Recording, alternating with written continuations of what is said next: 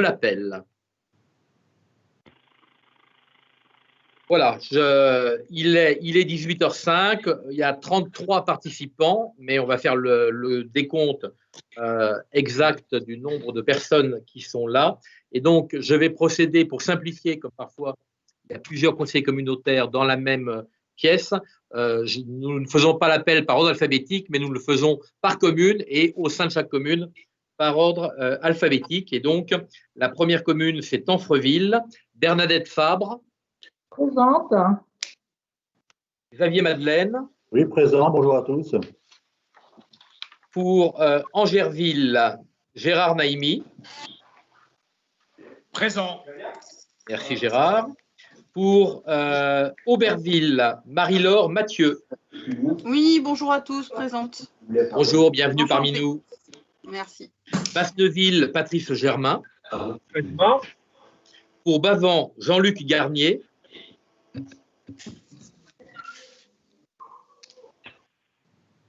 Il n'y a pas Bavant pour l'instant. Annie Lelièvre. Stéphane Moulin. On va les voir arriver tout à l'heure. Je pense qu'ils doivent être tous ensemble. Au Beaufour-Druval, Denise Davout. Alors, le micro n'a pas marché, Denise. On n'a pas entendu. Ah oui. Ça marche pas. Bonjour, je suis Voilà. présente. Très bien. Pour Beuvron-en-Auge, Jean-Michel Ravel d'Étienne. C'est en face. Bonjour. C'est en face, en face. Il est là? Non. Pour Brucourt, Marie-Louise Besson. Présente. Bonjour Marie-Louise. Bonjour, Monsieur le Président. Pardon. Pour Bréville-les-Monts, Jean-Marc Payola. Présent. Bonjour Jean-Marc. Pour Cabourg, donc Tristan Duval. Présent. Julien Champin. Présent. Criette Colette. Présente. Sébastien Delanoë. Il arrive. D'accord. Nicole Guillon. Présente. Emmanuel Porc. Présent.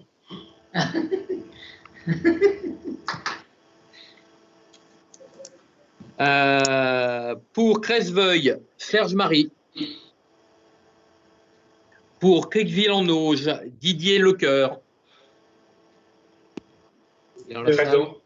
Bonjour Didier. Bonjour. Alors, Yves-sur-Mer, François Caligny de la Haye. Bonjour à tous, présent. Daniel Garnier. Elle a donné pouvoir à Didier Leloup, me dit-on. À Denis Leloup, pardon. Christine Garnier. Présente. Jean-Luc Greskoviak. Présent. Kiernovski Valérie. Présente. Sandrine Lebaron. Elle a donné pouvoir à Pierre Mouraret et Denis Leloup, que j'ai vu. Faut qu'ils allument leur micro. Ah oui, Denis. Présent. Eh bien. Gérard Martin. Présent. Pierre Mouraret. Présent. Alain Perronnet. Il a dit oui, Alain. Alain Perronnet. D'accord. Pour Douville-en-Auge, Jean-Louis Boulanger. Présent. Merci Jean-Louis. Pour Dozulé, Amandine de Bonnet-de-Léon. Oui, présente. Bonjour Amandine. Bonsoir Olivier. Dozulé, Jean-Louis Fouché. Présent. Sophie Gauguin. Présente. Gilles Walter. Présent. Pour Escoville, Jean-Claude Garnier. Présent. Je n'ai pas demandé, mais dans tous ceux que j'ai cités, personne n'avait de pouvoir encore, hein, puisque normalement, vous avez dit de me dire à chaque fois s'il y avait un pouvoir. Donc, personne n'a de pouvoir. Non. À part les deux que j'ai cités pour dire. Géraud, Sylvie Pénel. Bonjour, bonjour, présent. Bonjour Sylvie. Pour Gonneville-en-Auge, Harold Lafay. Bonjour, présent. Bonjour Harold. Pour Gonneville-sur-Mer, Bernard Hoyer. Je suis présent. Bonjour Bernard. Pour Goustranville, Nadia Blin. Présente. Bonjour à tous. Bonjour, Président. Bonjour Nadia. Pour Grang, Denis Moisson. Présent. Bienvenue Denis. Hérouvillette, Didier Delprête. Et tu es où, toi? Je suis là. Didier Delprête. Il ne nous voit pas. Je sais pas. Martine Patourel. C'est pas là non plus Martine. Non, il y a Brigitte, mais il n'y a pas Martine Patourel. Pour Eulan, Johan Morlot. On va laisser le micro pour le moment, parce que ça va bientôt être. Brigitte Paturel pour Auto-en-Auge. Présente, bonjour Olivier, bonjour à tous. Bonjour Brigitte. Pour Oulgat, Olivier Collin.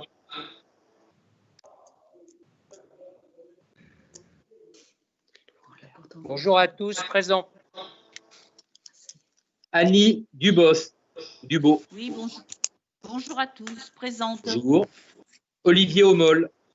Oui, bonjour, présent. Aumerville-Franceville, Francine Lelièvre. Présent. Yves Moreau. Présent. Olivier Paz, présent. Pour Perrier-en-Auge, Didier Beaujouan. Bonjour, présent. Bonjour, bienvenue.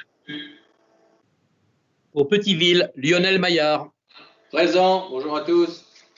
Pour Puteaux-en-Auge, Alain Assement. Présent, bonjour. Bonjour Alain. Pour Ranville, Isabelle Granat. Bonjour, présente, j'ai un pouvoir. Merci Isabelle, tu as le pouvoir de qui? Madame Legros. Très bien. Donc, Madame Legros Monique a donné pouvoir à Isabelle Granat. François Vanier. Bonjour à tout le monde. Présent. Bonjour François. Pour Ruménil, François Elie. Présent. Bonjour François. Pour Saint-Jouin, Roland Journet. Il était dans une des salles, Roland? Présent. Non? Oui, bonjour Roland. Non, je suis sage. T'es seul. Bonjour. Pour Saint-Léger-du-Bosc, Thierry Cambon. Oui, bonjour, présent. Saint-Sanson, Jackie Morin. Oui, bonjour, présent. Bonjour. Bonjour. Pour Saint-Vin-en-Auge, Philippe Blavette. Oui, bonjour, présent. Bonjour, bienvenue. Pour Salnel, Laurent Lemarchand. Oui, je te vois, Laurent. Présent. Bonjour, présent. Bonjour tout le monde. Bonjour à toi. Pour Touffreville, Dominique Selle. Il n'est pas là. Pour Varaville, Patrick Thibault. Il est là. Oui, présent, bonjour à tous. Bonjour Patrick. Pour Victo-Ponfol, Alexandre Bouillon. Oui, présent. Bonjour à tous. Très bien. Et donc, nous avions la possibilité d'avoir 4 membres qui assistaient sans voix de vote, sans pouvoir de vote.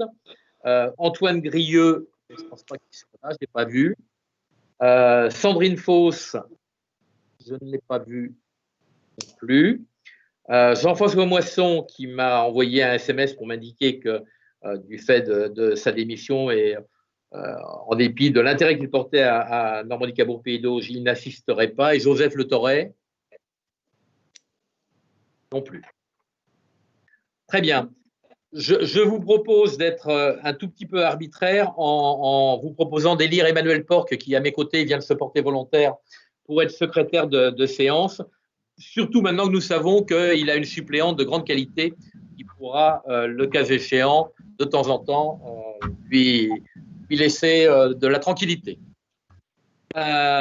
Juste quelques mots pour resituer le cadre très particulier de cette réunion de conseil communautaire. Rappelez que nous sommes dans une période intermédiaire et donc que c'est un conseil communautaire un peu hybride tel qu'il a été prévu par les dispositions spécifiques Covid-19. Il comprend bien sûr les conseillers communautaires qui ont été désignés dans la majeure partie des communes de notre intercommunalité dès le premier tour. Et il comprend, en l'attente du second tour, les conseillers communautaires sortants, donc d'un certain nombre de communes, alors de mémoire, Touffreville, Escoville, Beuvron, Cabourg, je crois que c'est tout. Voilà, donc 4 communes où l'élection interviendra le 28 juin et où donc, dès début juillet, on pourra envoyer des convocations pour un conseil communautaire d'installation, donc qui sera lui complètement normal et qui se tiendra normalement. On verra ce qui va être dit en termes de capacité à se réunir, mais qui devrait se tenir en présentiel, puisque ça c'est obligatoire, le 16 juillet prochain à Dives-sur-Mer. Donc un conseil avec une composition un petit peu hybride, une réunion donc on a essayé de faire au mieux en visioconférence, mais je trouve que ça marche pas mal et je félicite notre direction informatique qui s'est largement investie depuis quelques jours de manière à ce qu'il y ait quand même une petite prouesse technique puisse être possible. Le troisième point qui nous amène à faire une réunion aujourd'hui, c'est que, premièrement, la loi Covid-19 n'a pas retiré l'obligation aux communautés de communes de se réunir une fois par trimestre. Et donc, nous sommes dans ce laps de temps. Et donc, nous devons nous réunir. Et d'autre part, il y avait un certain nombre de décisions, pas importantes, mais qui doivent être prises à un moment donné. Et donc, il y avait nécessité de se revoir. Et en même temps, ça sera l'occasion pour moi de faire un petit compte-rendu de ce qui s'est passé depuis ces dernières semaines, parce que j'allais dire, on a eu, Patrice le dira, des problèmes de débordement de la vie, mais enfin la vie a continué. Samedi dernier, j'ai été mobilisé sur les gens du voyage, qui m'aiment beaucoup et que j'aime beaucoup, et ça a généré, bien entendu, un petit peu d'occupation. Et donc voilà, j'allais dire, en dépit de tout ce qui arrive, la vie de la communauté de communes et les services qu'elle rend continuent à être efficaces. Et donc, je vous rendrai compte de tout cela. Le premier point à l'ordre du jour, alors, concerne le compte-rendu du mois de mars 2020 qui a été envoyé à tous les conseillers. Je pense que vous l'avez tous lu. Alors, certains n'étaient pas là. D'ailleurs, je pense que ceux qui n'étaient pas là ne doivent pas voter pour éviter toute difficulté, puisqu'ils n'ont pas assisté à la réunion, et que l'objet du vote qui va suivre est de savoir est-ce que le compte-rendu qui vous a été adressé est conforme aux décisions et aux échanges qui ont eu lieu ce jour-là. Donc, ne sont appelés à voter que ceux qui assistaient à cette réunion de mars 2020. Donc, on va essayer de faire assez simplement, c'est-à-dire que je vais appeler commune par commune et vous me direz à chaque fois, soit si tout le monde est unanime, vous me dites pour, contre, abstention. Et nous, derrière, vous ne le voyez pas, mais il y a un back-office de la direction et d'Emmanuel qui prend des notes et qui suit le conseil en direct. Et on va essayer d'avancer comme ça. C'est pas facile. On ne peut pas faire un vote à main levée alors qu'on n'a que 9 cases et qu'on est une quarantaine. On est combien de participants? Vous avez fait le total? Voilà. 35. Je sais pas. Oui, est-ce que Sébastien est arrivé ou pas? Parce que... Non, Sébastien n'est pas encore arrivé, mais à mon avis, ça serait plus. Okay. On est à 54 présents. Oui, Roland, tu voulais dire quelque chose? Oui, Monsieur le Président, si vous permettez. Oui, tu m'entends? Oui, parfaitement. Oui, concernant mon intervention sur l'abricotier de Cabourg et le compte-rendu qui en a été fait, je ne suis pas tout à fait d'accord avec ce qui est noté, puisque ça laisse sous-entendre qu'il y aurait des passe-droits pour le gymnase de Dozulé et pour l'école Saint-Joseph de Dozulé. J'avais précisé que ces deux organismes-là, tout au moins le gymnase et l'école, étaient pris en charge par la communauté de communes parce qu'il y avait la compétence scolaire qui était sur Copados et que c'est pour ça que c'était pris en charge par NCPA, et c'est non pas un passe-droit, mais simplement les charges ont été transférées en même temps que la compétence. Et donc, le gymnase de Dezulé, qui était le gymnase scolaire, c'est bien précisé, hein, n'est pas un passe-droit. Roland, simplement... je t'entends bien, mais c'est exactement la même chose pour l'Abricotier et ce centre multi-accueil, puisqu'il a été transféré, il était assumé par la CCED et il a été transféré de la même manière avec les fonds qui permettaient de le faire vivre. Oui, mais je suis d'accord avec toi. Je suis d'accord là-dessus. C'est la rédaction qui, dans la. D'accord, alors je ne l'ai pas sous les yeux.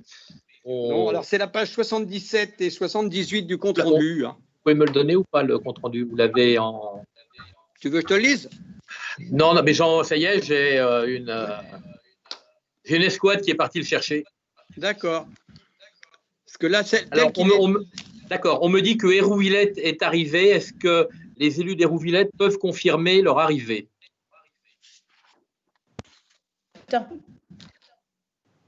Oui, oui, on est là tous les deux. Vous êtes là tous les deux, très bien. Nous voilà. Alors, bienvenue à vous deux et nous vous notons présents. Bonjour à tous. Bonjour. Bonjour. Vas-y, Roland. On vous voit en plus, on voit que c'est vrai. Très bien. Chargeur, mais 17. Trop court. Vas-y, Roland. Continue.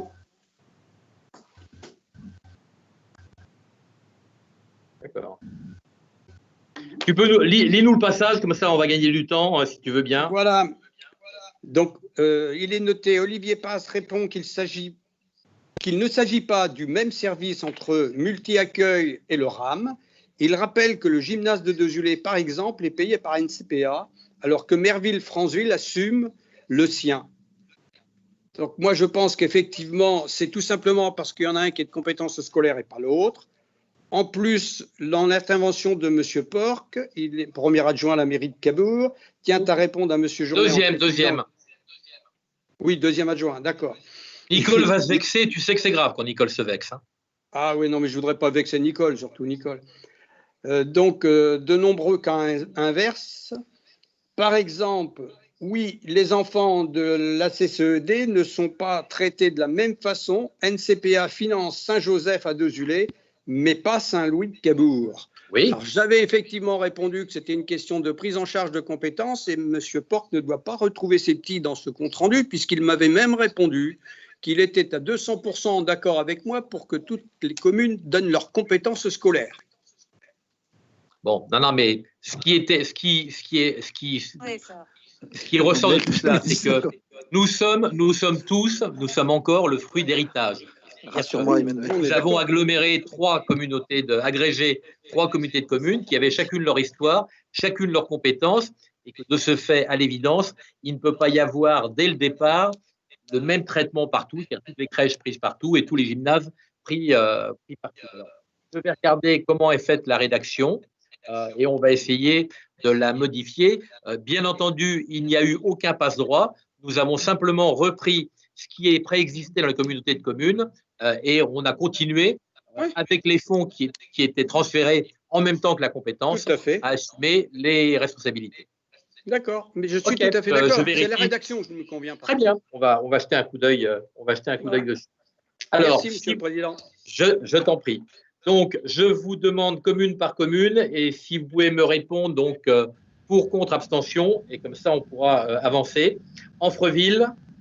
Pour. Angerville. J'étais absent. Merci Gérard. Donc abstention. Auberville. Je m'abstiens, j'étais absente. Tout à fait. Basneville.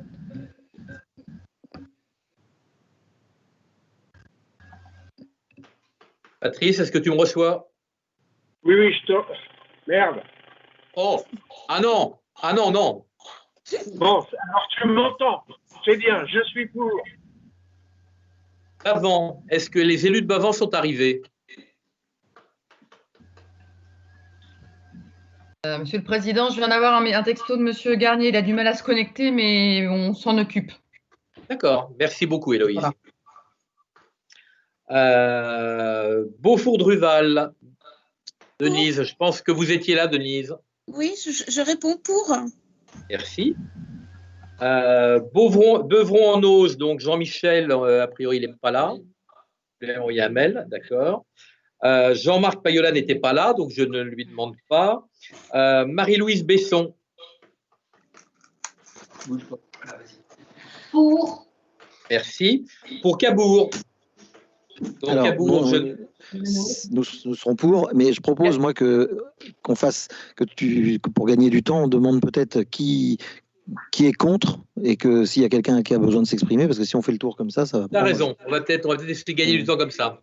C'est vrai. Alors, ça sera, sinon, c'est vrai, on va y passer beaucoup de temps autrement.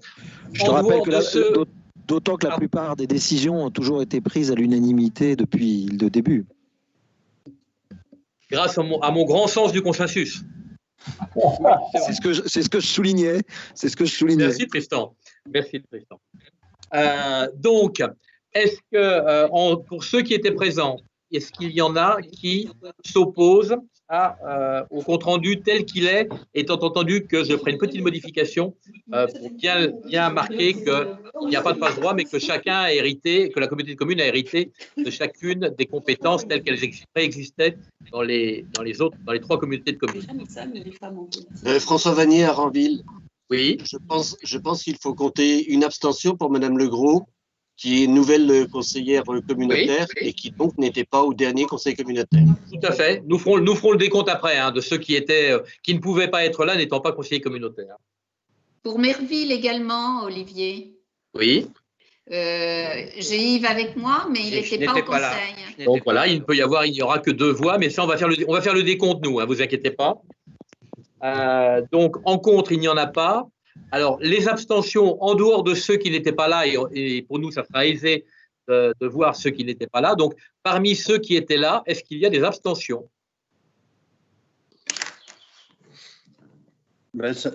Saint-Sanson, moi, je n'étais pas là.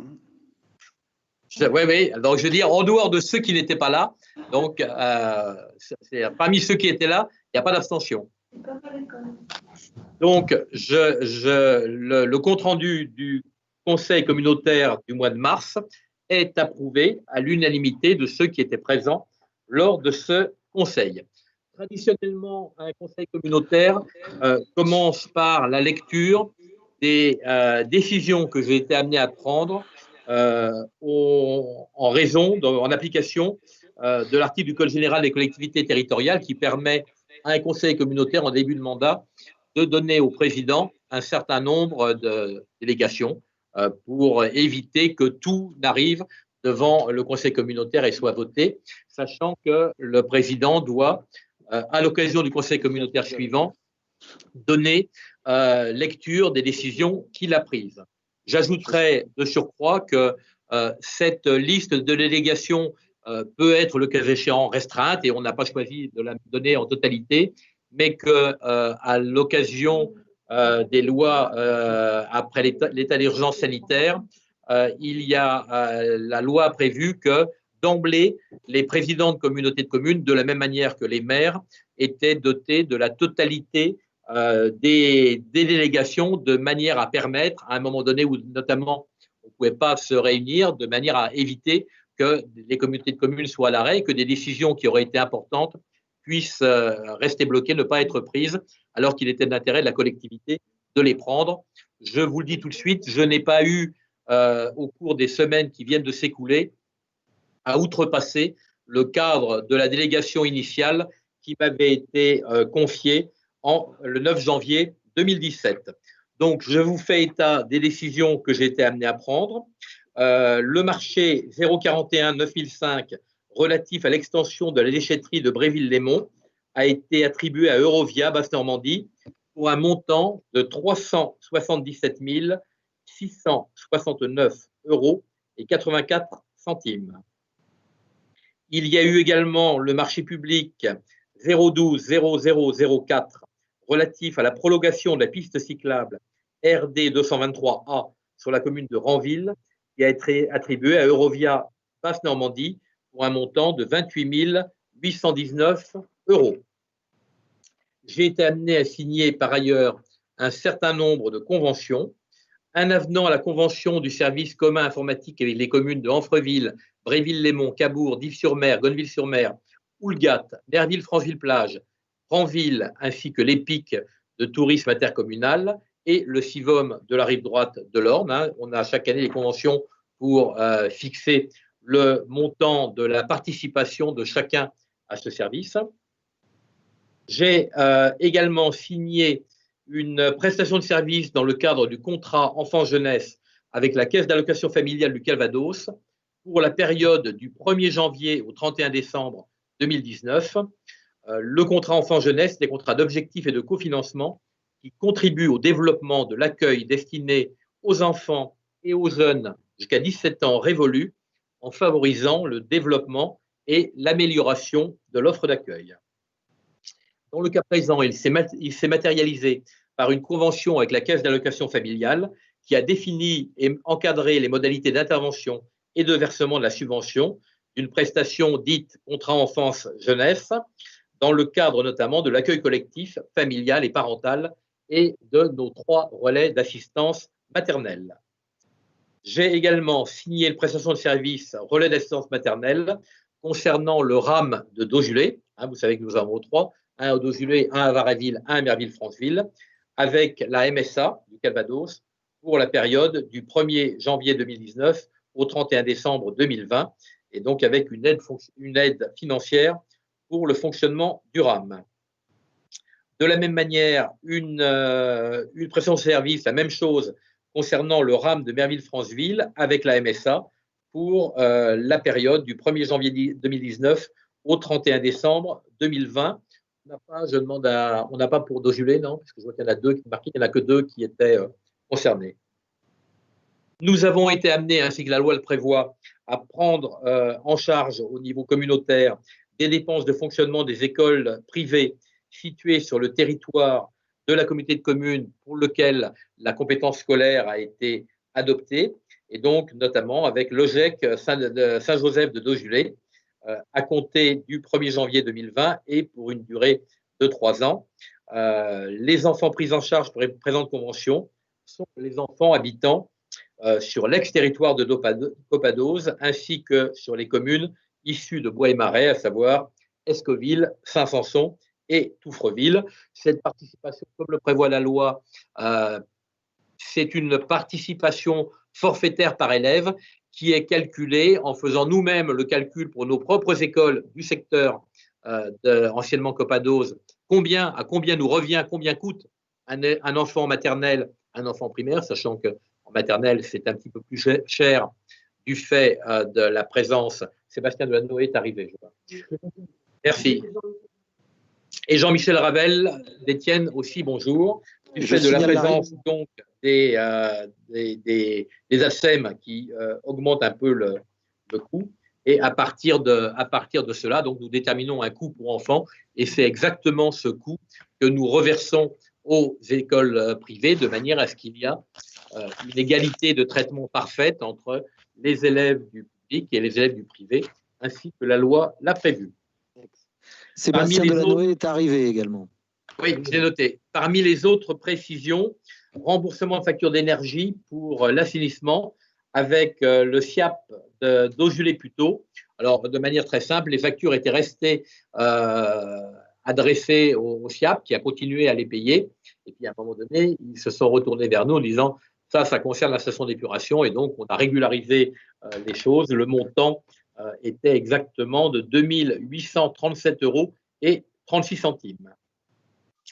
Et enfin, nous avons également signé une vente de 50 composteurs en bois de 400 litres à la commune de Merville-Franceville. Vous savez que la communauté de communes propose des composteurs aux habitants avec une participation à hauteur de 20 € par composteur, un restant à charge de l'habitant.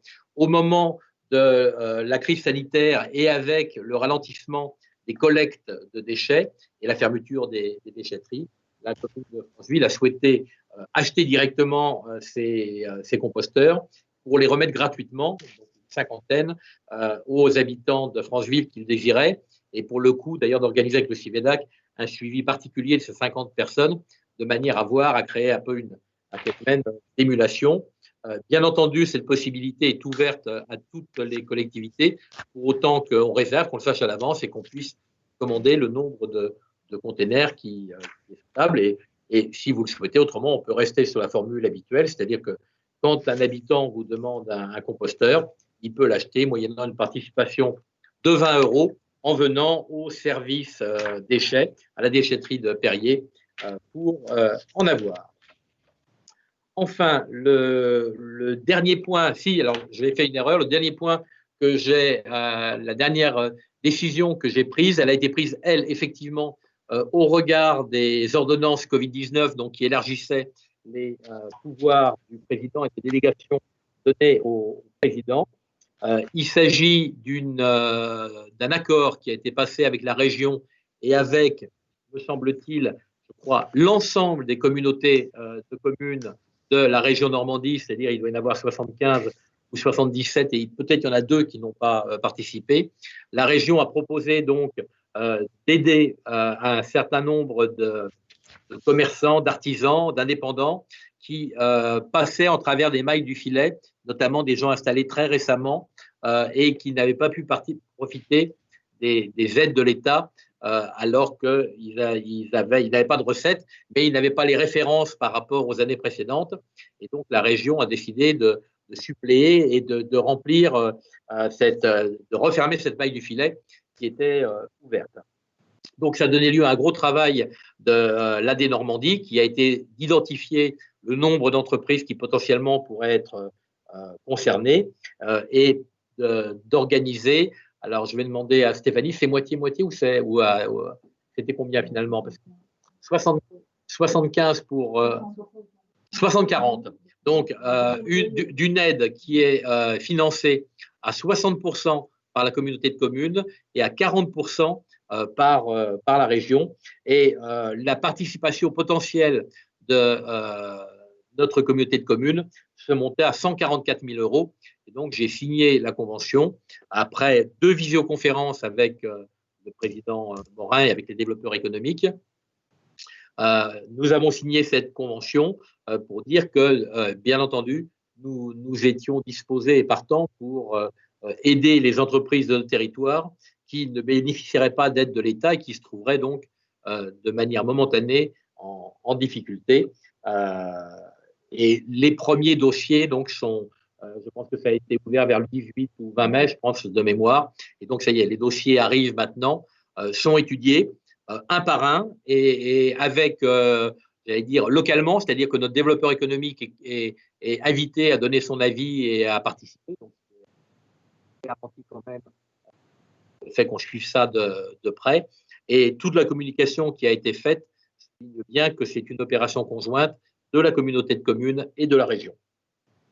Voilà, mes chers collègues, les décisions que j'ai été amené à prendre depuis le mois de mars dernier pour assurer le fonctionnement, le suivi. Alors, en dehors de ces décisions qui ont été soit des marchés, soit des conventions, bien entendu, nous avons eu, et avant qu'on aborde l'ordre du jour, pas mal de travail, de réunions les uns avec les autres et avec la direction générale. Il a fallu, dès le mois de mars, faire un plan de confinement, mais je pense que pour beaucoup d'entre vous, dans vos communes, ça a été la même chose. Et donc, nous avons organisé avec le principe de continuer à rendre le mieux possible les services les plus nécessaires de la communauté de communes. Et à l'évidence, le plus nécessaire, il y en avait 2. Un qui ne dépendait pas directement de nous, c'est l'assainissement. Et nous nous sommes assurés auprès de notre fermier que toutes les dispositions étaient prises de manière à ce que l'assainissement continue à fonctionner dans les meilleures conditions. Et dans notre responsabilité propre, il y avait les déchets, donc avec des vraies difficultés, puisqu'il y avait un certain nombre d'agents qui, soit pour des raisons médicales eux-mêmes ou des personnes proches avec qui ils vivaient, étaient des personnes à risque. Et donc, nous avons pris en compte cette difficulté et fait en sorte que le service le plus important, celui des ordures ménagères, continue à être assuré. Dès que le préfet a donné le feu vert, puisque les déchetteries avaient été fermées sur décision préfectorale, dès que le préfet a donné le feu vert pour la réouverture des déchetteries, progressivement, les 3 déchetteries à 1 semaine d'intervalle ont été réouvertes de manière à permettre le service.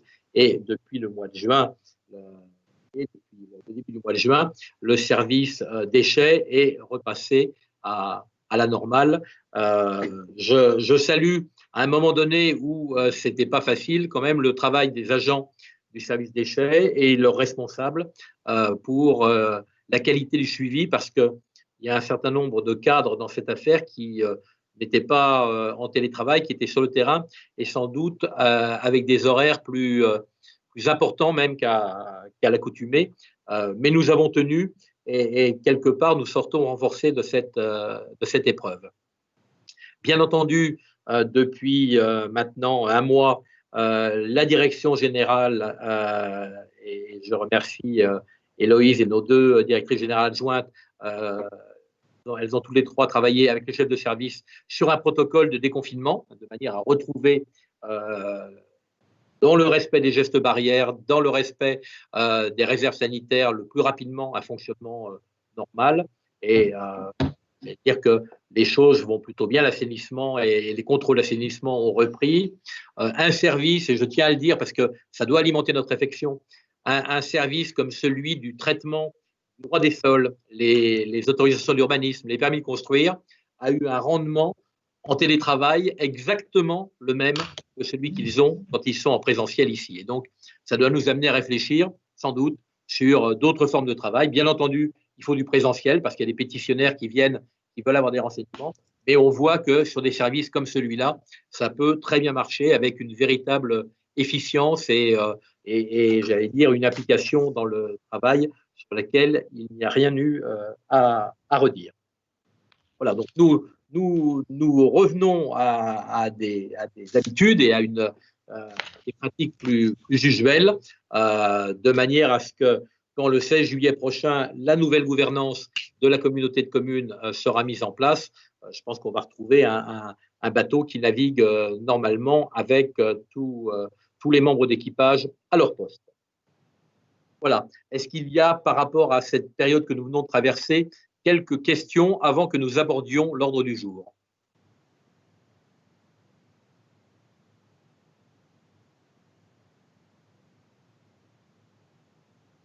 Très bien. Alors, je vous propose d'aborder l'ordre du jour. Je vous en donne lecture et ensuite nous allons prendre chacun des postes.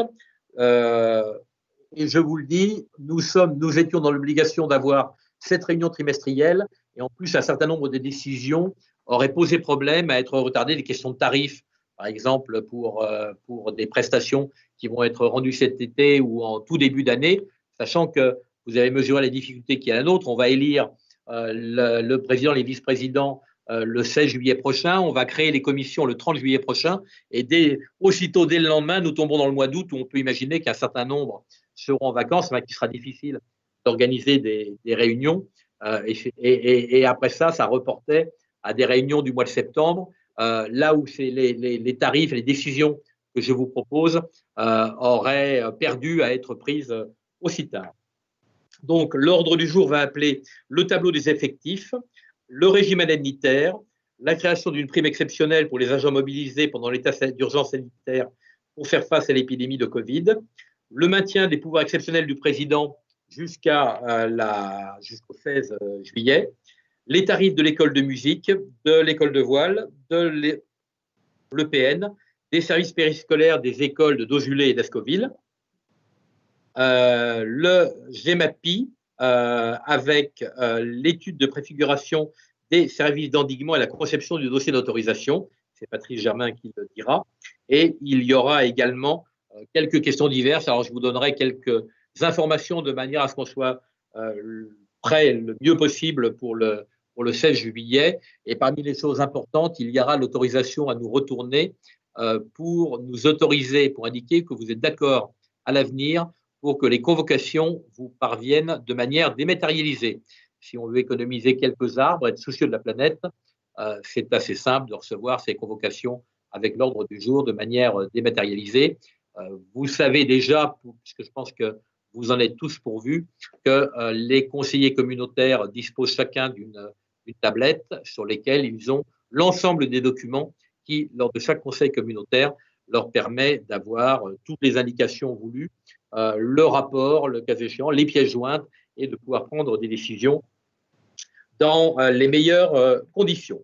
Alors, je vous propose donc de commencer l'ordre du jour avec, et on va le faire à la file, enfin en votant entre chaque, le tableau des effectifs et le régime indemnitaire. Et je vais donc donner la parole à Bernard Hoyer, qui est vice-président à l'administration générale, en lui demandant de rappeler ce que c'est que des communes où il n'y a pas beaucoup de personnel et comment nous travaillons habituellement là-dessus. Bernard, tu as la parole. Oui, ça a été coupé là, tes propos. Tu voulais que je rappelle quoi avant de prendre la parole plus précisément? Simplement rappeler ce qu'était le tableau des effectifs et le fait que nous avions la volonté de le tenir véritablement vivant et correspondant à la réalité du jour, quoi. Tu me connais, Olivier, c'était en effet ce qui était prévu de toute façon.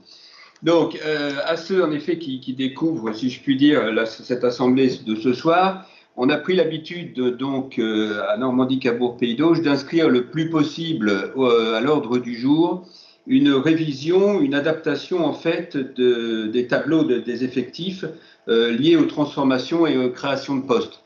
Pourquoi? C'est que à l'Interco, en matière de RH, on est un tableau des effectifs qui colle le plus possible à la réalité, je dirais presque en temps réel, un mot à la mode.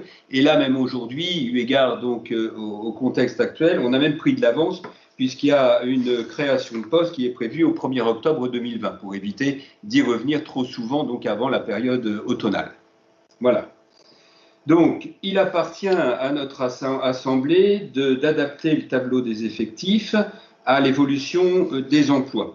Donc, je vais vous résumer, vous avez eu le tableau et vous l'avez sûrement sous les yeux, en prenant par groupe, c'est-à-dire que nous devons créer 4 postes d'adjoint administratif principal de première classe à la place d'adjoint administratif principal de deuxième classe, et ce, à effet du 1er novembre 2020.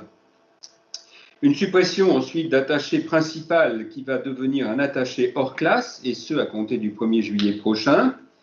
Un adjoint technique principal va être créé de deuxième classe 31, 37, 35e à la place d'adjoint technique 31, 37, 35e, et ce aussi à compter du 1er juillet prochain. Ensuite, 3 postes d'adjoint technique principal de deuxième classe vont être créés à la place d'adjoint technique, et ce à compter pour l'un du 1er juillet 2020, l'autre 1er octobre 2020 et enfin le troisième au 1er décembre 2020. Ensuite, création de postes d'adjoint technique principal de première classe à la place d'adjoint technique principal de deuxième classe, 2 postes donc de supprimer aussi, et ce tous les deux à compter du 1er juillet prochain. Il faut créer 3 postes d'agents de maîtrise. D'agents de maîtrise qui sont actuellement adjoints technique principal de première classe, 3 postes de supprimés, à compter du 1er juillet prochain. Enfin, un adjoint d'animation 17,535e devient adjoint d'animation principale de deuxième classe, toujours avec le même temps de travail, deviendra donc à compter du 1er octobre prochain. ADSEM principal de deuxième classe va être supprimé à un temps de 31, 27e, 35e et devient ADSEM principal de première classe, et ce à compter du 1er septembre prochain. Et enfin, la suppression d'un assistant d'enseignement artistique principal de première classe qui est à 7,5 20e et qui devient assistant d'enseignement artistique principal de première classe, cette fois avec un changement d'horaire aussi, à 10 20e, et ce à compter du 1er septembre 2020. Hein, ce sont des délibérations qui sont très techniques, un peu rébarbatives à entendre, mais c'est obligatoire de les passer. Voilà rapporté, Monsieur le Président. Merci beaucoup Bernard pour ce tableau très, très exhaustif. Pour nos collègues qui viennent d'intégrer notre communauté de communes, je dirais simplement que nous avons environ 150 salariés permanents, pas loin de 200 en période estivale, puisqu'actuellement nous assurons encore la surveillance des 3 plages, et que nous arrivons à un ou deux près, nous avons une parité parfaite jusqu'à présent entre hommes et femmes au sein de nos effectifs. Voilà, quelques chiffres. Donc, sur la présentation qui vient de vous être faite par Bernard Rouillet, est-ce qu'il y a des questions?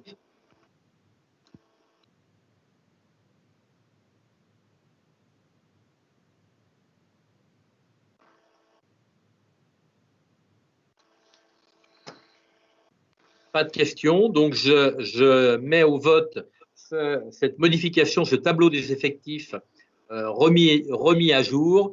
Et donc, si dans l'une quelconque des communes, il y a des voix contre, je vous demande de me le faire savoir.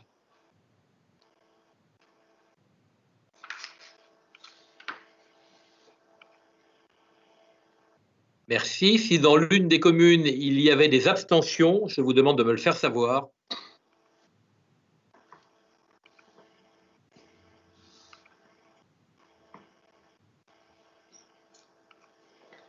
Très bien, cette délibération est approuvée à l'unanimité.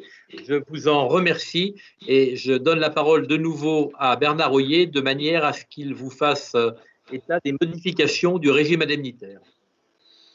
Oui, merci. Donc, cette délibération, comme le dit le président, a trait au régime indemnitaire avec une évolution qui est née d'un décret du 27 février 2020. Rétrospective, 20 mai 2014, un décret prévoit un régime qui a été compliqué à mettre en place, indemnitaire, qui tient compte des fonctions, des sujétions, de l'expertise et de l'engagement professionnel dans la fonction publique de l'État, hein, avec pour application des arrêtés ministériels. Notre établissement a donc adopté un régime indemnitaire sur la base de ce RIFSEP avec des objectifs suivants. Surtout prendre en compte la nature des postes et reconnaître la spécificité de certains postes pour bien s'adapter, donc adapter les régimes indemnitaires au travail fourni, susciter aussi l'engagement des agents, je dirais donc les motiver, et puis garantir à chacun des agents le maintien de toute façon des indemnités qu'il percevait auparavant. Hein. Aucun agent ne pouvait être victime d'un nouveau décret fixant le RIFSEP.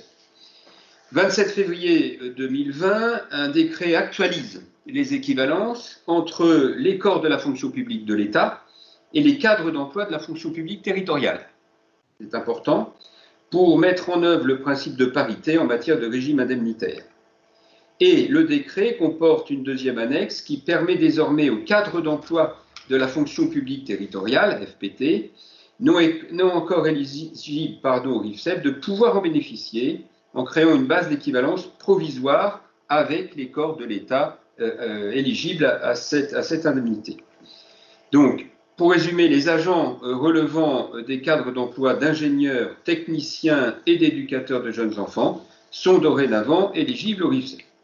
Donc, on a deux solutions. Soit on reste avec les agents qui avaient le RIFSEP avant et on ne fait pas application du décret du 20 février 2020, mais il faut transposer par principe de toute façon d'égalité et par obligation, les mêmes conditions de plafond que ceux autorisés dans la fonction publique d'État. Donc vous avez pris connaissance, j'en suis persuadé, des différents groupes de fonctions avec les cadres d'emploi de catégorie A, ce qu'on appelle les attachés, les cadres d'emploi catégorie B que sont les rédacteurs, les animateurs, les éducateurs des APS, et puis enfin catégorie 3, les agents de maîtrise, les adjoints administratifs, les adjoints techniques, les adjoints d'animation et les ATSEM. Avec dans chaque catégorie des groupes de fonctions, pour 1, 2 et 3, les postes qui sont définis, le plafond de l'indemnité, le plafond annuel de l'IFSE, de l'indemnité, oui, IFSE, le plafond annuel du complément indemnitaire et le plafond total par application, une fois encore, donc du décret et pas des réponses, mais des formulaires ministériels. Alors, je ne sais pas, Monsieur le Président, si vous voulez que je donne lecture de l'intégralité, ça risque d'être un peu rébarbatif, du distinguo donc, entre les fonctions, les postes, c'est tout ce que je viens de dire, ou si vous passez de cette lecture et passez au vote directement. Je pense qu'on va passer au vote directement parce que je vois déjà que Lionel est en phase d'endormissement, donc on va sans doute passer au vote directement. Donc, comme vous l'a indiqué Bernard Hoyer, il s'agit d'une simple mesure véritablement d'égalité. Une partie des corps de la fonction publique territoriale était exclue jusqu'à présent de ce régime indemnitaire qui avait fait l'objet d'un gros travail en début de mandat en 2017, et on est obligé de trouver des formules qui n'étaient pas satisfaisantes. Le fait qu'ils y soient éligibles maintenant va simplifier le travail des ressources humaines et créer une véritable équité entre tous les personnels et tous les services. Il en reste encore en dehors, me dit-on. Il ne restera donc dans notre communauté de communes que les professeurs de l'école de musique qui ne peuvent pas accéder au RIFSEP. Et voilà, nous ne faisons qu'appliquer la loi. Est-ce qu'il y a des questions sur ce régime indemnitaire? Merci Bernard. Pas de questions, pas de remarques. Donc, si un conseiller communautaire ou une commune entend s'opposer, qu'elle le fasse savoir maintenant. Et Emmanuel Porc ajoute ou qu'elle se taise à jamais, ce qui est quand même une nouveauté. Je pense qu'il a vu trop de western, à mon avis, Emmanuel. C'est dans les mariages? Oui, Vous voyez trop de western. D'accord, pas d'opposition. Abstention. Nicole a l'air de bonne humeur, ça fait toujours plaisir. Non, c'est pas ça, c'est qu'on était en train de se dire que tu avais une vision du mariage qui se terminait au western. Donc mais on veut pas se mêler. Oui. On veut pas juger, on n'est pas. Ouais. Tu sais, j'avais une formule pour les mariages, je disais il y a les mariages blancs et les mariages multicolores, celui où les époux s'en font voir de toutes les couleurs. Voilà, ça sent le vécu. Ne me cherche pas. C'est pour ça. Très bien. Donc, unanimité sur ce second point. Je vous en remercie. Je vous propose maintenant d'aborder le troisième point qui est la création d'une prime exceptionnelle pour les agents mobilisés pendant l'état d'urgence sanitaire. Donc, vous savez que après que l'on ait beaucoup, et à juste titre, encensé les personnels médicaux et paramédicaux et les personnels de sécurité, police, gendarmerie, pompiers, il est apparu nécessaire que ceux qui avaient permis pendant cette crise sanitaire inédite et importante que la France reste debout et que les services essentiels continuent à fonctionner puissent recevoir une prime. Parce qu'en réalité, un certain nombre de personnes étaient en télétravail, d'autres chez elles, d'autres ne pouvaient pas travailler en télétravail et ne travaillaient pas du tout. Et puis, il y en avait qui, pour le même salaire que ceux qui restaient chez eux parce qu'ils y étaient obligés, étaient tous les matins, et notamment les agents de salubrité, les agents de ramassage des déchets, étaient là tous les matins à 5 heures. Je suis venu les voir, je crois, 3 fois au démarrage des camions pendant la période de confinement. Et d'ailleurs, c'était assez étonnant parce que d'un seul coup, le métier aux yeux du public a été valorisé et ils avaient sur les containers, des fois, m'a-t-on dit, même une petite bouteille, mais autrement, des petits cœurs, des petits dessins, des enfants qui faisaient des petites choses sympas. Et donc, ils ont été très, très touchés. La loi donc a prévu la possibilité de verser une prime maximum de 1 000 € pour ces agents qui ont assuré le service, en fait, qui ont permis à la collectivité de fonctionner. Nous vous proposons de la répartir de la manière suivante, avec 3 taux différents. Le taux numéro 1 à 330 €, donc il s'agit, comme vous le savez déjà, d'une prime qui est non imposable et qui n'est pas assujettie aux charges sociales, donc qui est une prime nette. Un taux de 330 € pour les agents qui auront eu un surcroît de travail ponctuel lié au maintien de l'activité d'une équipe en distanciel par un seul agent. Un taux numéro 2 à 660 € qui concerne les agents ayant eu à subir un surcroît de travail significatif avec une présence régulière afin de garantir la continuité de service ou le surcroît de travail significatif impliquant une disponibilité forte pour la mise en œuvre du plan de continuité et du plan de reprise de l'activité avec une présence ponctuelle. Et un taux numéro 3 de 1 000 € pour des agents qui ont été tout le temps présents, avec un surcroît de travail significatif impliquant donc une présence régulière, une disponibilité forte pour la mise en œuvre du plan de continuité et de reprise de l'activité. Cette prime sera versée en une fois au mois de juillet 2020. Elle sera proratisée en fonction du temps de travail. Vous avez des agents qui ont été là, leur temps de travail est de 28 heures ou de 30 heures sur 35. Ils pousseront par rapport à ça de manière à être parfaitement équitable entre tous les agents. Le montant, on a calculé le montant global, ce que ça représente. Le montant, je vous le dis pour le budgétairement, parce que c'est raisonnable. C'est combien le montant des salaires autrement? Bon. 27 000 €, alors que le montant global des salaires dépasse de plusieurs millions. Donc, voilà, pour dire que ça reste raisonnable, mais véritablement, vous savez, on le voit maintenant la crise est passée, mais il fut un moment où partir ramasser les déchets des autres avec des containers dans lesquels des gens avaient pu se moucher dans un papier, le mettre dedans et tout. Tout le monde s'est posé des questions sur les risques que cela représentait, et nos agents, avec lesquels j'en ai parlé assez librement, ont indiqué que l'intérêt général et le risque que représenterait le fait de ne pas ramasser avec les possibilités d'épidémie était supérieur, et donc ils se devaient d'assurer ce travail. Je suis assez fier d'eux, et je pense qu'en pareil cas, il faut aussi montrer qu'on a été content de pouvoir compter sur eux. Est-ce qu'il y a des questions ou des remarques sur ce point? Oui, Olivier. Oui, je t'écoute. Oui. Vas-y, Xavier. Oui, donc je pense que chaque collectivité va être sujet à en délibérer dans ses conseils municipaux. Je n'ai pas vu de circulaire ou d'information par laquelle l'État compenserait une partie de ses dépenses.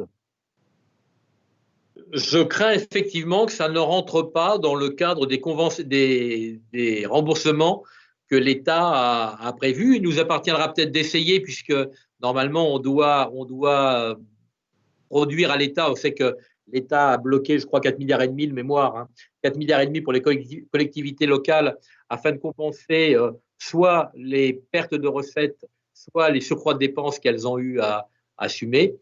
Mais effectivement, je n'ai pas lu que c'était dans la liste des dépenses éligibles, le cas échéant, parce que je pense qu'ils vont nous dire que c'est une prime facultative, si même me concernant et concernant notre collectivité, elle m'apparaît importante, et que donc, à partir du moment où il s'agit d'une décision avec option, ils ne vont pas rembourser.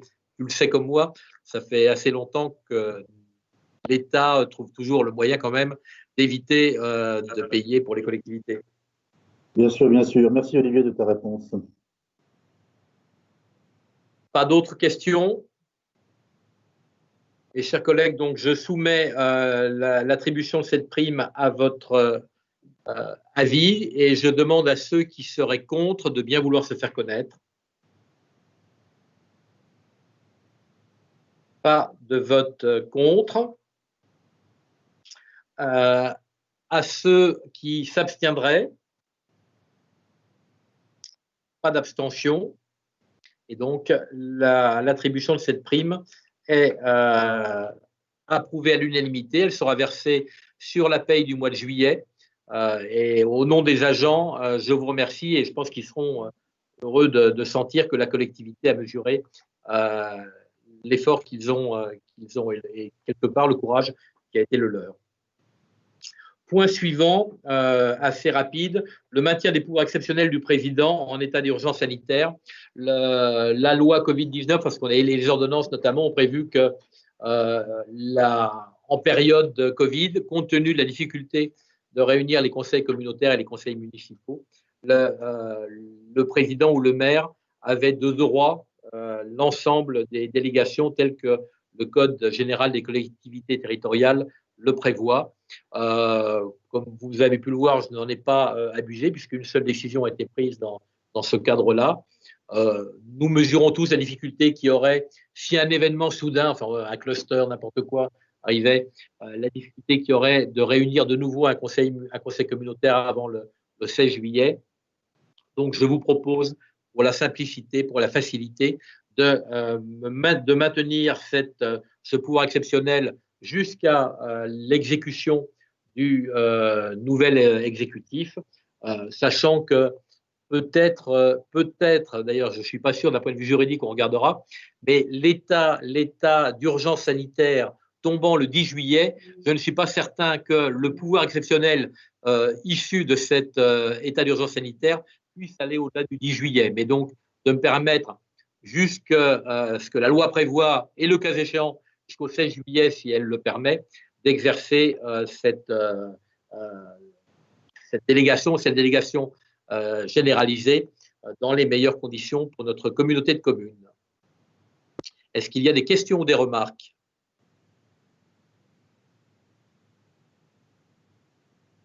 Non. Donc, je soumets aux voix. Qui est contre?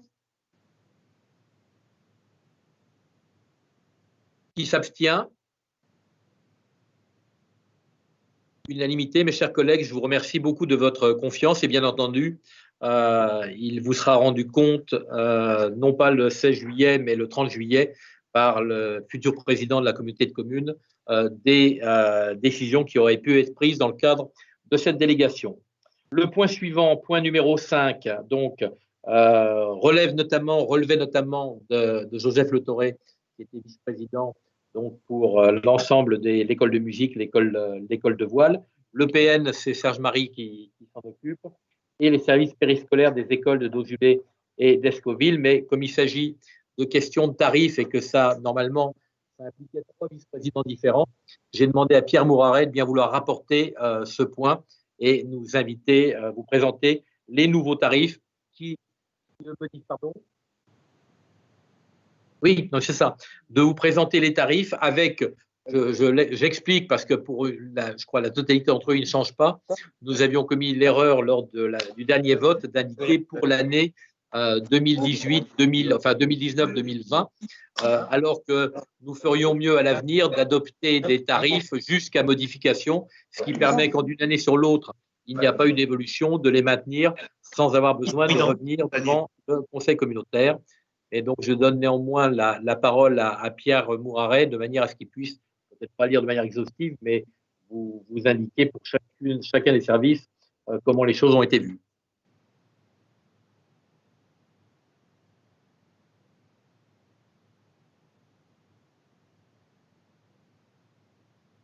C'est bon. C'est bon, là, vous m'entendez? Oui. Merci, Olivier, de me passer la parole.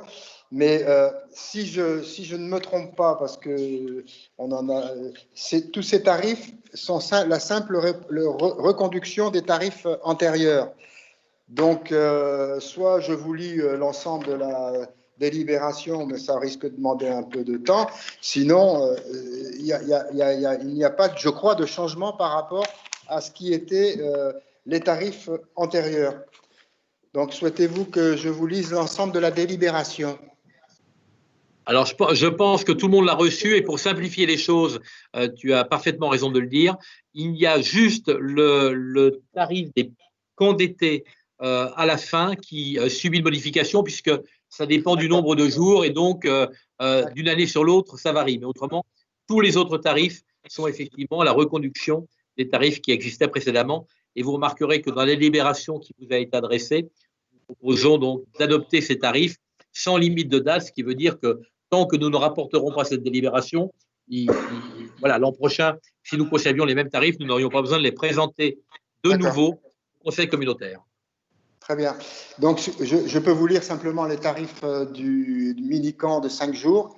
Donc, vous avez des tarifs avec des quotients de 0 à 620, un tarif à la semaine de 126 €, un tarif à la journée de 25,20 €, un tarif pour 15% de plus par jour, par jour supplémentaire 15%, ce qui ferait un total par semaine de 144,90 €. Pour les quotients 621 à 1200, 134,40 € par tarif semaine, tarif journée 26,88 €. Pour les quotients 1201 à 1500, 142,80 € pour la semaine et le 28,56 € pour la journée. Enfin, le tarif le plus important, 1501 et plus, 151,20 € pour le tarif à la semaine et 30,24 € pour le tarif à la journée. Voilà pour ces tarifs, les seuls qui ont changé parmi la délibération que vous avez pu regarder.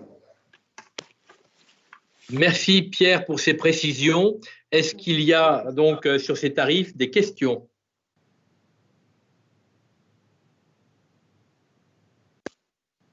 S'il n'y a pas de questions, je vais vous proposer de passer aux voix. Donc pour l'adoption de ces tarifs, qui est contre? Je t'ai fait sortir. Oui.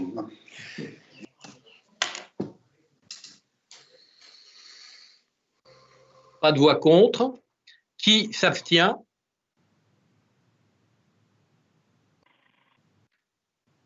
Pas d'abstention. Donc, ces tarifs sont approuvés à l'unanimité. Et nous passons donc au point numéro 6 qui concerne une compétence nouvelle des communautés de communes, GEMAPI, gestion des milieux aquatiques et protection contre les inondations. Et comme souvent en pareil cas, et vous l'apprendrez par la suite, nous gardons le meilleur pour la fin, et c'est Patrice Germain qui va prendre la parole. Oui, est-ce que tout le monde m'entend? Je crois que oui. Je ne l'aurais pas dit comme ça. Je ne sais pas si c'est le meilleur pour la fin ou si je suis systématiquement mis à l'index et laissé au bout de la chaîne. Je vous rappelle, pour celles et ceux qui ne le sauraient pas, donc que cette nouvelle compétence GEMAPI est une compétence obligatoire des intercommunalités. J'ajoute que, en ce qui nous concerne, nous exerçons en direct la compétence prévention des inondations et que nous exerçons la compétence gestion des milieux aquatiques, GEMA, dans le cadre du syndicat mixte du bassin de la Dive auquel nous avons adhéré dès 2017 d'ailleurs. Alors, le dossier d'aujourd'hui concerne une des obligations des intercommunalités, c'est celle d'arrêter un plan d'endiguement.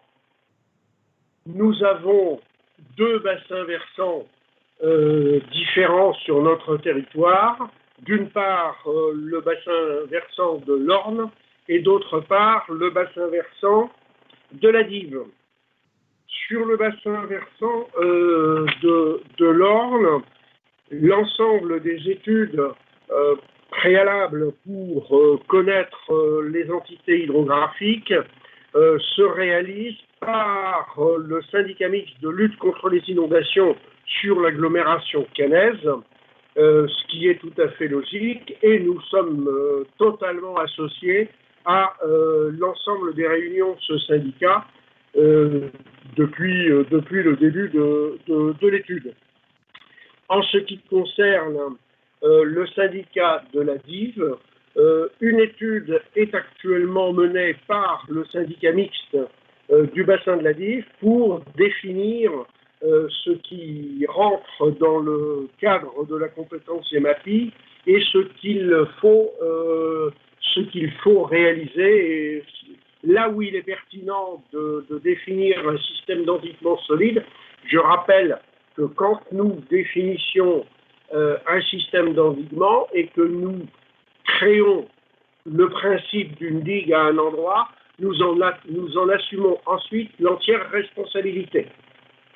Donc c'est une décision qui est extrêmement importante, à la fois en termes juridiques, puisque juridique et pénal, puisque la responsabilité peut s'exercer en cas d'accident, et d'autre part en termes financiers, parce que le coût de fonctionnement d'un système d'endiguement peut être élevé. Alors, nous devons définir ce système d'endiguement et le soumettre au préfet d'ici au 30 juin 2021. Et encore, la date était du 1er janvier 2020, mais le préfet nous a accordé, compte tenu des études en cours, une dérogation pour ne le réaliser que d'ici au 30 juin 2021. Il n'empêche que c'est demain et que si on veut être prêt, il faut que dès maintenant, nous établissions l'ensemble des opérations. Et c'est pour ça qu'il est nécessaire de mener une étude pour l'élaboration du dossier d'autorisation. Et c'est bien de ce dossier-là qu'il s'agit aujourd'hui. Ce dossier aura pour but de prendre en compte les différents objectifs de l'étude, qui sont d'une part de proposer des systèmes d'endiguement cohérents, un ou plusieurs, de réaliser l'étude des dangers dus ou des systèmes d'endiguement qui auront été proposés et retenus, et enfin de formaliser le dossier de demande d'autorisation. Alors pour tout cela, le conseil départemental l'année dernière, et c'était, je crois que Olivier Collin a été très actif dans la décision prise par le conseil départemental. Celui-ci a décidé de mettre en place un dispositif d'aide à la prévention des risques d'inondation, et y compris les études. Il convient que la collectivité de Mandresse, donc l'intercommunalité, adhère à un GO, qui est le système mis en place par le département, adhésion qui est déjà acquise puisque nous adhérons à un GO. Et enfin, il faut qu'on sollicite avant le début du démarrage des travaux, comme toujours, il faut qu'on sollicite la demande d'aide. Donc, si l'on considère également que le taux d'intervention que le département prendrait en charge est de 50% des dépenses éligibles avec un plafond de 300 000 €, eh bien, ce que je vous propose ce soir, c'est donc de mettre en place cette demande et donc d'autoriser le président à solliciter auprès du département du Calvados une subvention au titre de la prévention des risques d'inondation, d'autoriser le président à signer l'avenant au contrat départemental de territoire que nous avons actuellement signé avec le conseil départemental, et enfin d'inscrire les dépenses et les subventions correspondantes dans la section investissement du budget 2020 de la communauté de communes, du budget principal, puisqu'il n'y a pas actuellement de budget identifié, enfin de budget spécifique pour la GEMAPI. Voilà, Président, j'en ai terminé. Patrice, tu te bonifies en vieillissant, tu as su faire simple et concis. Bravo. Oui, c'est vrai que concis, c'est assez rare que je le fasse. Hein. Très bien, très bien. Donc, chacun l'aura compris, ceux qui siégeaient déjà le savent. C'est un dossier qui nous attend et sur lequel il va vraiment falloir qu'on se crée une doctrine. Cette étude va nous permettre d'y arriver. Et puis surtout, elle est, j'allais dire, le préalable à un appui conséquent du conseil départemental qui a bien mesuré que les communautés de communes à elles seules n'arriveraient pas à répondre aux défis que représente cette compétence qui nous a été transférée, je le rappelle pour mémoire, sans 1 euro, alors qu'à l'évidence, elle va requérir des sommes considérables au fil des années. Donc, y a-t-il des questions sur le rapport que vient de faire Patrice Germain? Oui, j'ai une question. Enfin, ce n'est pas une question, c'est, je pense, un constat. Le fait de faire cette étude, est-ce que ça nous engage aussi à participer, enfin, à réaliser les travaux qui vont découler de cette étude. On prend un engagement aujourd'hui, à la fois pour l'étude, mais aussi pour les travaux qui vont découler de l'étude. Il faut bien en être conscient. Oui. Alors, je vais répondre que cet engagement à prendre en charge, à réaliser les travaux, elle est implicite, elle ne dépend pas de l'étude qu'on lance, mais c'est une obligation légale que nous avons. Nous avons l'obligation légale de définir un système d'endiguement et de le réaliser. C'est colossal financièrement. Il faut bien se rendre compte que ça risque d'être colossal en termes de financier. Hein. Alors, si ce n'est, Pierre, à l'évidence, c'est que nous le financerons au rythme de nos moyens. Donc, on va prendre l'engagement, mais on verra sur quelle durée. Et puis, il faut voir également quels sont les fonds que le conseil départemental va allouer à cette opération, qui ne vont pas être illimités. Et donc, ils auront certainement beaucoup de demandes et ils seront obligés d'attribuer aussi en fonction d'un planning et de crédits dont ils disposeront l'année M. Est-ce que sera étudié toutes les alternatives ou seulement l'endiguement? Alors, ce n'est pas forcément l'endiguement. J'allais te dire, le système d'endiguement, ce n'est pas les digues. Le système d'endiguement, c'est l'ensemble du système que l'on veut mettre en place pour aboutir à l'objectif qu'on va se fixer. Et je le dis volontairement comme ça parce que, et on l'a fait d'ailleurs pour des digues maritimes, on peut décider de ne pas mettre en place de système d'endiguement. Et donc, de les eaux rentrer dans le... Ça peut être effectivement d'indiquer qu'une certaine surface est destinée à être ennoyée pendant les périodes hivernales.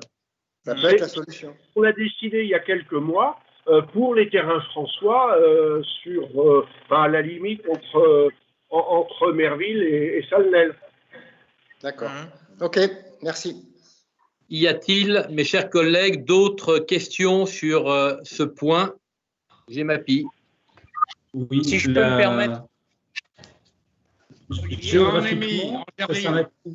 Oui, Gérard. Naïmi. Oui. Concrètement, en cas d'inondation, avec ce qui nous est arrivé, nous, écroulement des rives et interdiction d'utiliser les voies carrossables, pourrons-nous avoir de l'aide de la part de GEMAPI? Car je vous rappelle, nous avons fait les travaux sur notre argent propre et ça nous a coûté très très cher. Alors Gérard, justement, l'objet de cette étude, c'est de déterminer de manière très précise là où on fait des digues, là où on considère qu'il n'y a pas lieu de faire des digues et où on laisse l'eau rentrer, le cas échéant, et submerger une surface. C'est véritablement l'objet de cette étude. Et une fois que cette étude aura été faite, qu'on aura déterminé ce qui revient à chacun et quel est le rôle de chacun, on saura de manière très précise là où la communauté de communes doit intervenir. Et à ce moment-là, si ça rentre dans cet endroit-là, ben c'est la communauté de communes, ça sera de sa responsabilité. Merci. Si je peux me permettre oui, de vous apporter Olivier. quelques explications. Aujourd'hui, le conseil départemental a inscrit 2 millions d'euros. Il n'y a quasiment pas de dossiers qui sont en fait en cours d'instruction. Donc, plus vite on va présenter une demande d'étude, plus vite on présentera un départ de projet, plus vite on sera aidé. Et là, je vous dis tout de suite, nous n'aurons pas le département aujourd'hui, et je ne pense pas que c'est Emmanuel qui va me dire le contraire, le département aujourd'hui souffre de toute cette crise économique qu'on va avoir devant nous.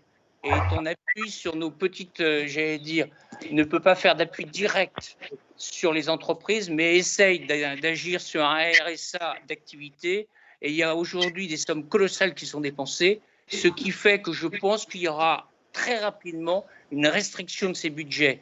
Donc il faut vraiment se dépêcher de déposer le dossier pour être aidé. Olivier, je te réponds que, bien évidemment, de toute façon, indépendamment même de cet aspect qui est pourtant fondamental, nous avons l'obligation d'avoir défini notre système d'endiguement pour le milieu de l'année 2021. Et actuellement, Luc Legrand, sous la coordination de Stéphanie, a déjà commencé à travailler sur le dossier, donc à faire un pré-dossier, de façon à pouvoir le déposer maintenant très rapidement. Et je pense que la pièce maîtresse manquante, c'est la délibération que vous allez, j'espère, voter. Merci Patrice. Je passe la parole à Emmanuel Porc, donc, qui souhaitait faire une intervention sur ce dossier. Oui, évidemment, je ne dément pas, bien au contraire, les propos de mon prédécesseur Olivier Colin. On a évidemment un département qui, de cette période inédite du Covid-19, avec par exemple 50 millions d'euros de moins sur les droits de mutation, et on a des nouvelles fonctions à assumer au niveau du RSA qui va augmenter. Social cet après-midi était éloquente sur le besoin de financement.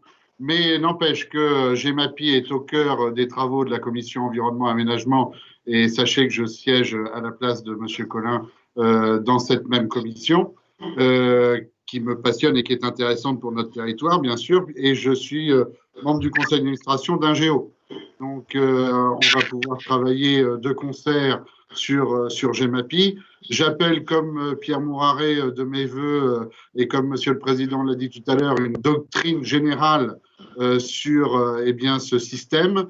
Que doit-on faire exactement de notre marais de la Dive? Est-ce que c'est, parce que pour moi c'est à la fois j'allais dire une terre à caractère floristique et faunistique de premier ordre, c'est à la fois une terre d'agriculture bien sûr, aujourd'hui on a une terre aussi, il y a quelques implantations d'habitation, mais le marais de la Dive n'est-il pas également un système de protection naturelle contre les submersions marines et autres risques d'inondation?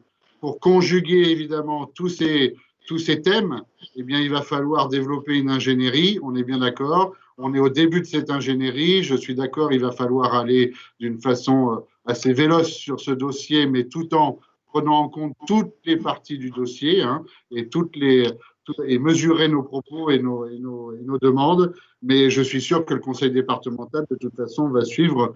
Olivier vient de rappeler l'enveloppe initiale. Nous en avons reparlé en commission pas plus tard que la semaine dernière. Je pense que vous aurez évidemment l'appui du département sur cette affaire et on va pouvoir conjuguer nos efforts, la communauté de communes, le département et Ingéo pour pouvoir travailler de concert sur le dossier. Mais en effet, c'est la phase d'élaboration qui nous est proposée par le vice-président M. Germain, l'étude de préfiguration. C'est en effet pas forcément commencer à penser endiguement, mais penser système. Est-ce qu'il y a digue, pas digue, où, comment, et comment les flux vont être régulés pour éviter une catastrophe naturelle, soit en amont, soit en aval de la digue. Et j'ajouterais que la première partie de cette étude va concerner une partie du bassin de la Dive dont on ne parle pas très souvent, mais qui est extrêmement importante, qui est la partie totalement estuarienne, je dirais, entre la mer et la D400, où il y a effectivement des risques importants, une situation assez difficile, et donc ça va être la première partie. Et puis la partie marais plus rural, disons, va venir dans un deuxième temps, les deux devant composer notre système notre réflexion sur le système d'endiguement et notre proposition. J'en profiterai quand même pour ajouter également qu'il y aura dans cette étude tout ce qui concerne l'Orne, même si les choses sont plus avancées puisqu'il y avait déjà eu un syndicat contre les inondations, mais il y a un certain nombre de digues à Salnel puisqu'on en a déjà débattu, à Merville également, sur Amfreville puisque ça avait donné lieu à une bataille juridique qui n'est peut-être pas encore tranchée d'ailleurs. Et donc, notre système d'endiguement comprend bien entendu à la fois l'Orne et la Dive. Oui, tout à fait. Est-ce qu'il y a d'autres questions sur ce point? Oui, moi, Laurent Le Marchand. J'ai levé la main. Je ne sais pas si vous voyez le signe lever la main, non? Non, ça on ne voit pas, mais puisque tu as la parole, et après ça, je pense qu'il y a Didier qui... Allez-y, vas-y. Merci. Jean-Michel. Concernant le bassin de la Dive, il y a une étude qui a été lancée il y a quelques mois voire quelques années. Ma première question, c'est quel est le rapport entre cette étude et celle dont vous parlez D'accord. Qu'on est obligé de mettre en route. Et deuxième question, où en est-on de cette étude actuelle sur l'état du bassin de la Dives et a-t-on des recommandations? Si on ne les a pas encore, quand pense-t-on avoir des recommandations? Alors, je vais laisser Patrice Germain te répondre dans le détail. Il y a effectivement une étude qui a déjà été lancée fin 2017, début 2018, qui est l'étude du SMBD, le syndicat mixte du bassin de la Dives, qui comprend un certain nombre d'intercommunalités.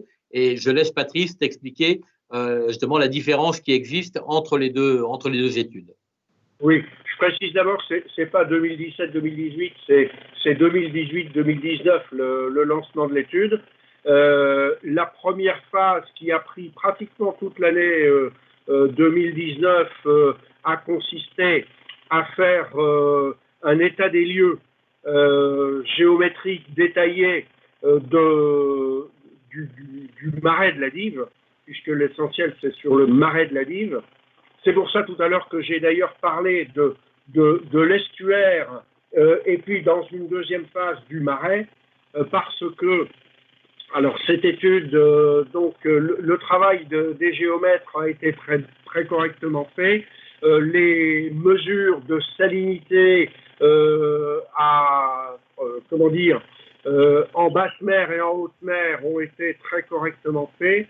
Mais il y a actuellement une discussion entre le président du SMBD et le bureau d'études principal chargé justement d'analyser toutes les données et de faire des propositions pour résumer très succinctement le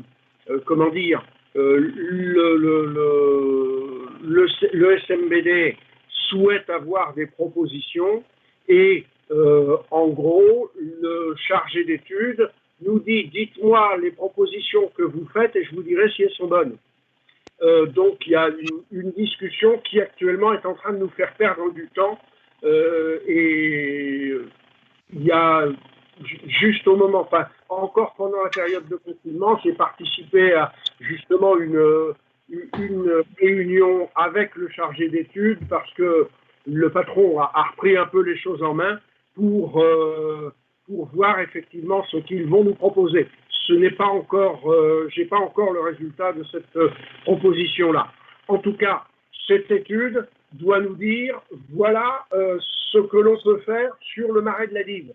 Et j'en profite pour apporter une réponse à ce que Pierre posait comme question tout à l'heure, parce que effectivement, on aura plusieurs solutions techniques, certaines pouvant coûter très très cher en termes de réalisation de digues, d'autres pouvant coûter moins cher en termes, par exemple, de blocage de l'effet des marées. Donc il y a toute une réflexion, elle est en cours, pour l'instant, elle n'est pas encore aboutie. Mais c'est aussi sur la base des résultats de cette étude que nous pourrons demain établir le dossier que nous soumettrons au préfet. Merci beaucoup.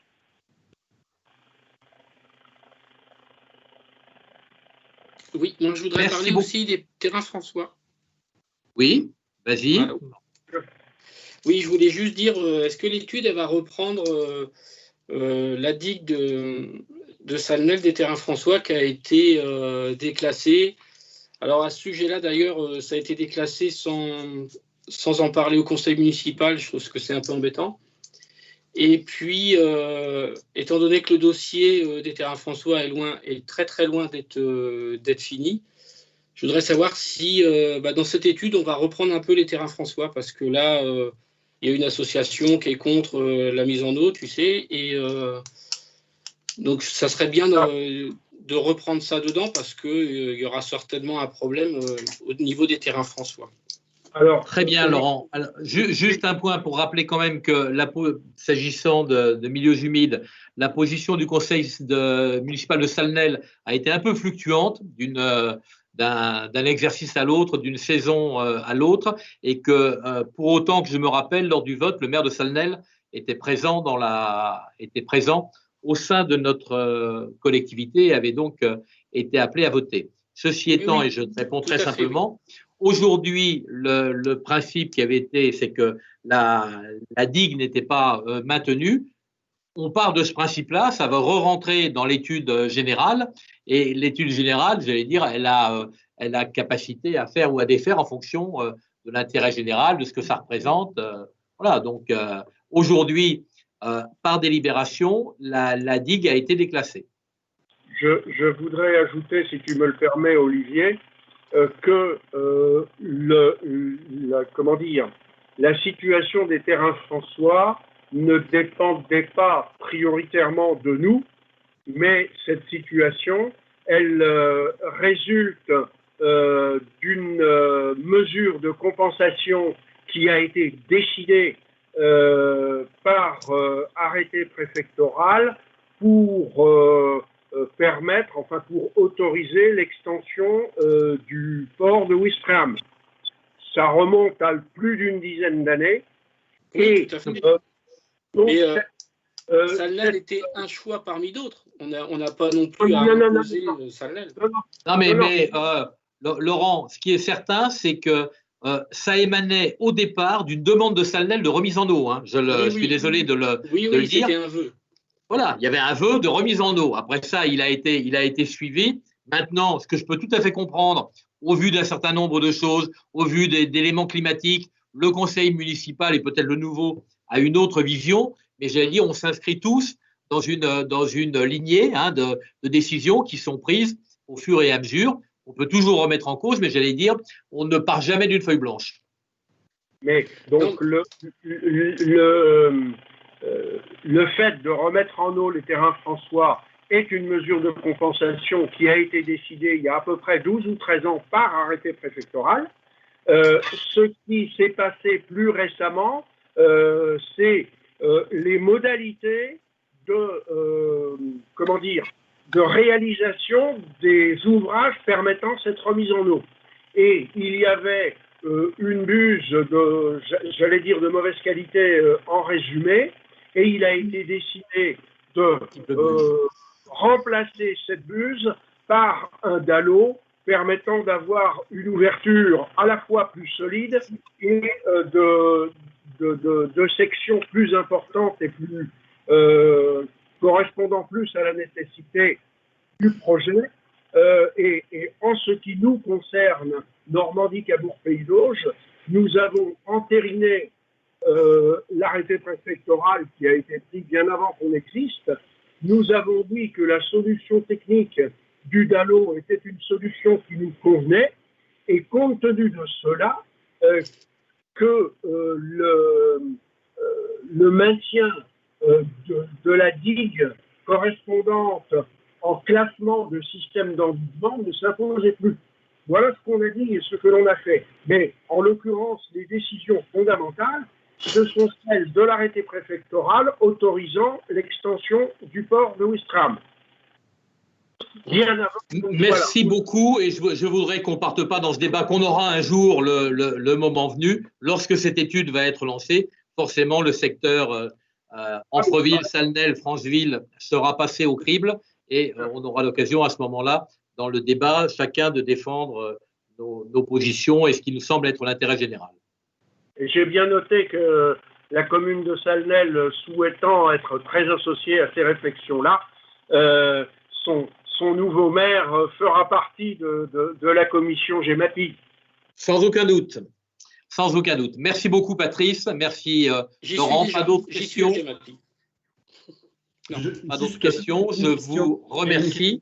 Donc, je vous demande de m'autoriser donc à faire la demande une demande de subvention. On ne lance pas le cahier des charges pour l'étude, non? C'est qui est-ce qui va? C'est en même temps.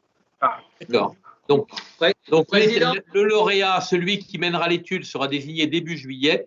Et donc, je vous demande de m'autoriser à solliciter le conseil départemental en vue de la prise en charge d'une partie de cette étude. Est-ce qu'il y a des personnes Qui sont contre? Est-ce qu'il y a des abstentions? Très bien. Écoutez, je vous remercie. Est-ce qu'il y a, avant que nous nous séparions, une question diverse? Oui, moi j'ai une question. Moi aussi, je voudrais intervenir. Alors, Lionel Maillard. Ouais, alors moi, parce que moi j'ai essayé de poser une question à Patrice, mais apparemment vous ne m'aviez pas entendu. Sur le GEMAPI, tout de suite, Patrice, quand tu disais qu'il y a une solution d'inonder tous les marais de la Dive, il ne faut quand même pas que vous oubliez qu'il y a quand même des éleveurs de bovins, d'ovins et équins, et des habitations. Je n'ai pas entendu Patrice dire ça quand même, sans vouloir venir à sa défense. Je suis, Lionel, à 150% avec toi dans ce combat. D'accord. Je crois que nous sommes tous d'accord sur une chose, c'est que tant qu'il y aura une activité agricole et pastorale sur les marais de la Dive, nous pouvons être rassurés quant au maintien de la qualité des milieux. Parce que là, tout de suite, le littoral. Oui, une information, moi, si tu veux bien. Oui, bien sûr. Je n'ai pas vu qui c'était. Jean-Louis. Jean-Louis. Oui, au niveau des transports, puisqu'on était dans la tarification, au niveau des transports, la région a décidé de ne pas augmenter ses tarifs pour l'année 2020. Donc, on sera au même tarif que l'année dernière, c'est-à-dire 20 € pour les primaires et élémentaires, pour les élémentaires et maternelles, je veux dire, et 110 € pour les collégiens. C'est une bonne nouvelle parce que l'augmentation était quand même importante et que les parents avaient réagi. Et dans cette période de difficulté, c'est vraiment, donc je pense que c'est bien que le Conseil régional ait pris acte du fait que ça aurait créé certainement de l'émoi pour certains qu'une augmentation trop importante. Moi, Monsieur le Président, j'ai une question. Oui. Je voudrais savoir où en est l'appel d'offres pour le centre aqualudique, enfin la piscine intercommunale. Merci. Alors, nous avons donc relancé le marché global de performance que nous avons reculé pour laisser le temps à la nouvelle équipe. J'avais dit qu'on ne marcherait pas à marche forcée, de manière à ce que la nouvelle équipe puisse s'emparer du dossier. Quelle est la date à laquelle? Le 16 octobre. Voilà. Le 16 octobre, me confie Héloïse, c'est le 16 octobre que nous recevrons les lauréats. Donc, nous aurons eu le temps d'en parler et d'avancer sur le sujet. Voilà. Merci beaucoup. Pas d'autres questions? Monsieur le Président, je voulais simplement, vous m'entendez? Oui, Serge, tout à fait. Comme on a parlé tout à l'heure de l'implication des agents pendant la période de confinement, je voulais souligner celle du responsable de l'EPN qui d'ailleurs ce soir assure la retransmission de notre conseil communautaire sur Facebook et qui, avec notre imprimante 3D, a fabriqué à ce jour 265 visières, alors qui ont été généralement offertes essentiellement au personnel soignant, mais aussi au personnel d'NCPA quand ils en avaient besoin, ou aux aides ménagères aussi. Et les commerçants, les commerçants également. Les commerçants aussi, oui. Donc il a beaucoup travaillé pendant le confinement. Il a emmené l'imprimante 3D chez lui et puis il a fabriqué ses visières. Voilà, c'est simplement un petit mot pour le remercier. Mais ça mérite, tu as tout à fait raison, ça mérite d'être souligné et ça démontre l'implication de nos agents pendant cette crise. Bravo. Pas d'autres questions? Eh bien, écoutez, mes chers collègues, notre conseil communautaire se termine. Dans maintenant 3 semaines, le second tour des élections permettra de terminer la composition du conseil communautaire avec les 4 équipes ou les personnes qui manquent pour le composer. Et je vous propose donc, pour ceux d'entre vous qui sont déjà élus et pour ceux qui seront élus à l'occasion du scrutin du 28, de nous retrouver le 16 juillet pour une réunion qui aura lieu à 17 h, qui sera là aussi assez formelle et assez longue, mais elle doit être faite en présentiel avec des votes à bulletins secrets, ce qui nous permettra d'élire le président, de déterminer ensemble le nombre de vice-présidents et de procéder ensuite à l'élection des 10 vice-présidents.